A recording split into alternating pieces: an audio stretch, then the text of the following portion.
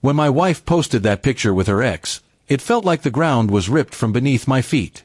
It wasn't just the photo, it was the smug caption that read, asterisk, your jealousy is your issue. Asterisk, that wasn't just a message for her friends, it was a direct stab at me, the man who had stood by her through thick and thin. I sat staring at the screen, my chest tightening with a mix of anger and humiliation. At first, I told myself to ignore it. Maybe it was just her trying to get attention. But the more I thought about it, the clearer it became, this wasn't a careless act. She had deliberately chosen that photo, deliberately written those words, and deliberately wanted the world to know that she didn't respect me. I didn't confront her right away. Instead, I observed. I noticed how she smiled more at her phone than she did at me. I noticed how she made excuses to step out for errands that took hours. It wasn't just my jealousy, something was really happening behind my back. That night, while she was in the shower, I looked through her phone. The truth was sitting there in front of me, messages with her ex. Not just casual conversations, but inside jokes, late-night talks, and even hints at meeting up. She had crossed lines, and all the while made me out to be the insecure one. I didn't explode in anger. Instead, I decided to take a different kind of action. If she thought my jealousy was the problem, then I'd show her what real clarity looked like.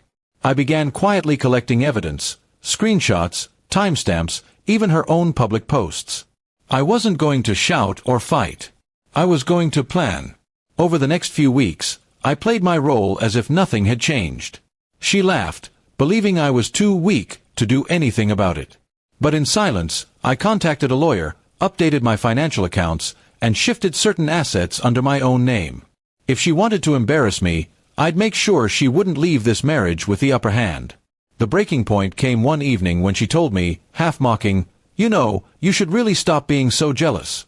Not everyone wants you to be in control. I looked at her and simply smiled. I didn't argue, I just told her I had something to show her. I opened my laptop and laid everything out, the screenshots of her messages, the public post she thought was clever, the financial movements she didn't know I had already secured. Her smug expression melted into panic. She tried to backtrack, saying it was all just innocent fun, but the evidence was undeniable. I trusted you, I told her calmly. You made me the villain for feeling something was wrong, when in reality, you were the one betraying me. Her silence was louder than any denial she could give. She realized she had pushed me too far, and now the consequences were unavoidable. The next morning, I filed for divorce. She begged me not to, suddenly acting like the devoted partner she hadn't been in months. But I was done. Love can forgive mistakes, but it cannot survive deliberate disrespect. That post of hers, the one meant to humiliate me, had instead given me all the clarity I needed. Word spread quickly among family and friends. She tried painting me as jealous and controlling, but everyone had seen her post. Everyone knew the truth. For once, I didn't have to defend myself. Her own arrogance had done the job for me. Weeks later, I stood in my new apartment, free of the weight I had carried for too long. There was no anger left in me, only relief. She had tried to mock me with words, but I had answered her with action. She thought my jealousy was the issue, but in the end, it was her betrayal that destroyed everything. And as I closed that chapter of my life, I knew one thing for certain. Sometimes the best revenge is not shouting, not fighting, but simply walking away stronger than before.